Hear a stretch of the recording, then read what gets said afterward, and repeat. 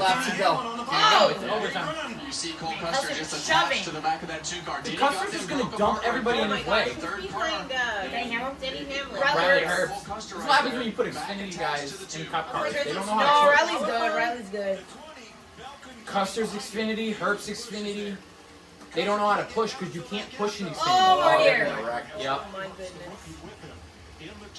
Cole Custer, not Cole Custer. Austin Cendric trying to win his second Daytona 500. Is this it? This makes it official? Yeah, this will make it official. So if they wreck now, it's over. White flag. Oh! There we go. Oh.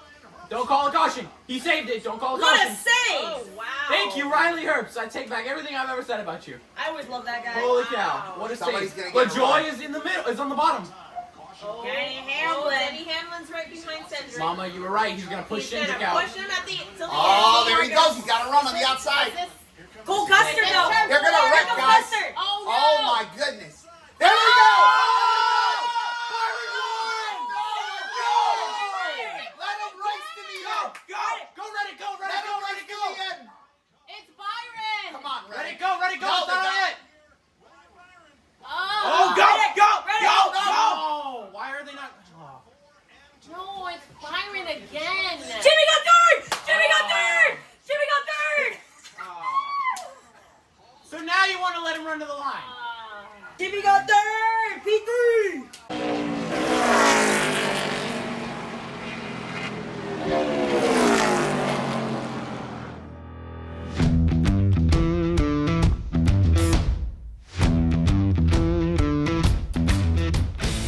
Welcome to the Let's Go Racing Family podcast, sharing our love for NASCAR, running, and just racing through life.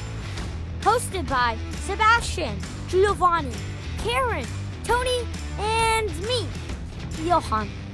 Each week we'll talk about our view of the world through the lens of racing.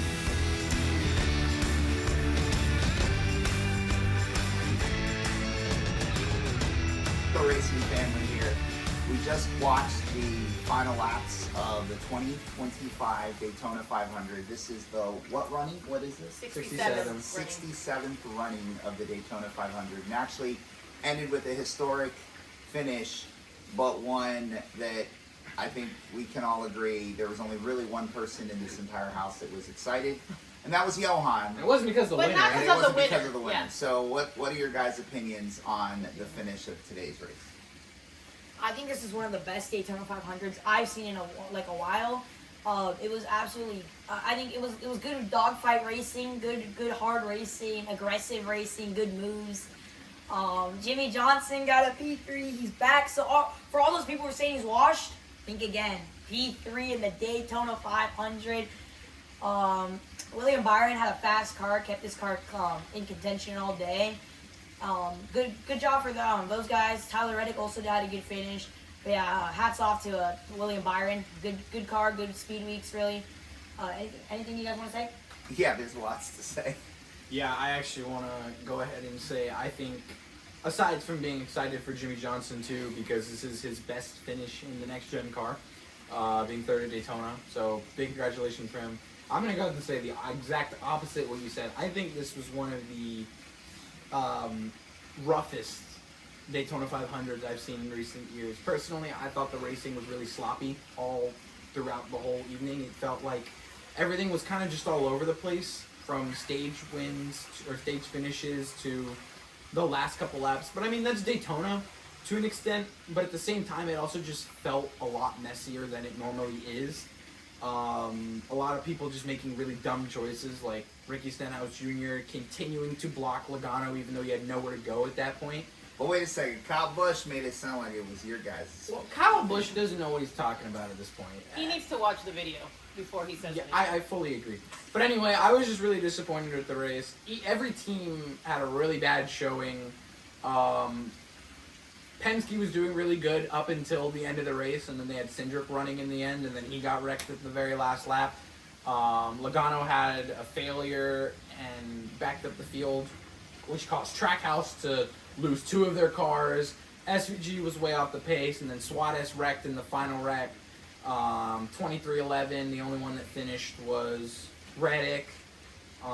Joe Gibbs only had, I think, Hamlin didn't even finish, so I don't think any of them finished the race. just a really bad showing for a lot of teams. And really overall just a rough race, and I think the result was a lot more lackluster than I had hoped. And seeing Byron go back-to-back was not the best thing ever for me. I'm not a Byron fan. I will never claim to be a Byron fan. And I was definitely not happy to see him win again, especially in these conditions. Had he raced to the line, it would have been like, okay, he won. But seeing it how it went, and again with NASCAR being really weird with their officiating and, you know, now letting him run to the line, you know, had that been yesterday's race, last year's race, I mean, like in Xfinity, they wrecked and they called the caution. They wrecked in trucks and they called the caution. They also did for they the did duels. for the duels. Why didn't Jones get to win his duel? Here's So the replay. I thought it was a rule change for this year. No, it was even inconsistent. inconsistent to this weekend. Wow, look at that car. Like, Jones lost the duel by like less than 100 feet probably because they decided to call the caution. But these guys are wrecking on the backstretch, mind you, further than where the wreck during the duel happened. They were wrecking in the tri-oval on the final lap. They wrecked in the backstretch, and they didn't call the caution until... Actually, they didn't call the caution. They let Byron and Reddick run back to the line.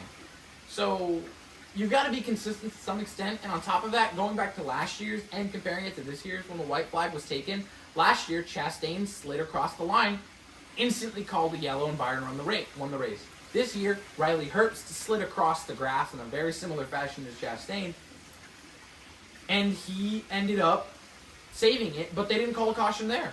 So it's like... Well, they didn't call a caution on the end where the wreck actually happened. Yeah. The wreck happened at the end when, who was it? Was it Custer who went? Custer basically he like plowed pushed everybody over. into Denny Hamlin again, similar to this last. Which I don't know what Custer was doing. So yeah, I agree with you, Gio. It was kind of sloppy racing. I feel like there were a lot more wrecks today and a lot more cars that were out than in like past races. And it was just a lot of like selfish driving. And I know that obviously you're out there to win for your, to win. You're out there for yourself. But like what Ricky Stenhouse did, blocking Joey and not letting him even get a spot to get himself in so that he could drive, literally just and then blocking him in too. and then locking him, like blocking him in and not giving him space. Like that's selfish and rude. Like I don't know. I just thought there was a lot of driving that I think could have been better driving, especially from like these top tier drivers, because this is the Cup Series. So I too I'm disappointed in the finish. I would have loved to have seen Tyler Reddick win, but I guess it is what it is. Yeah, as a Kyle Busch fan, I've been wanting to see him win the 500 for years, and once again I have to go home empty-handed. But I do think that Ricky Stenhouse Jr. was the one responsible for that wreck, not Joey Logano. This is coming from a Kyle Busch fan, but it's clearly that was Stenhouse's mistake, and it cost a lot of people. And I think that's one of the two problems I think we had that I feel like why we have such a negative perception of this race. One is that it's the weather. It feels like every year Daytona 500 gets delayed due to weather. Whether we have to rate, it's a daytime race, now it's a nighttime race, or it's on another day. So I think that really drains it out of us, like the excitement of watching the 500, because it's like we've been like dealing with this all day. And I'm not saying that this isn't like NASCAR's not to blame for this. It's rain. It's February in Florida. Weather's crazy, weird, and they just have to roll with the punches.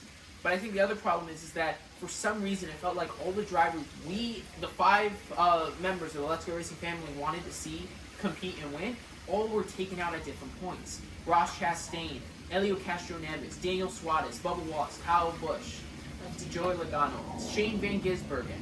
Everyone we were invested in seeing won. So like even at this end, like I really was like, I didn't know who I wanted to win.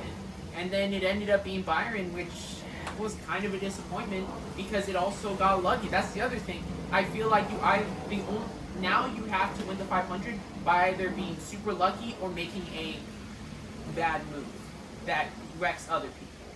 And then that combined with all the cautions and stuff, it's definitely made this year's 500 not as great as it could be. I really disagree with you guys, like especially when you're talking about NASCAR. NASCAR's officiating. I want to give them a huge props for letting them race back to the line, not once but twice. With the Riley Herbst thing, they just saw him spin and couldn't throw the yellow, but they waited for him to save it, and props on that.